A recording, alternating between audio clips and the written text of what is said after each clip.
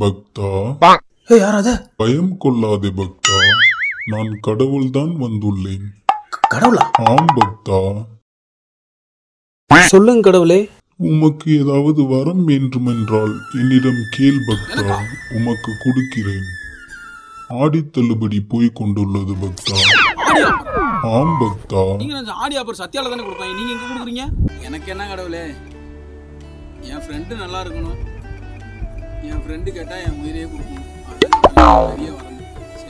பக்தா, சற்று நேரத்திற்கு முன்புதான் உன் நண்பனிடம் சென்று வந்தேன்.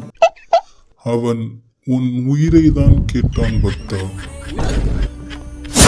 உயிரை கொடு பக்தா, நான் அவனுக்கு வரம் கொடுக்க வேண்டும்.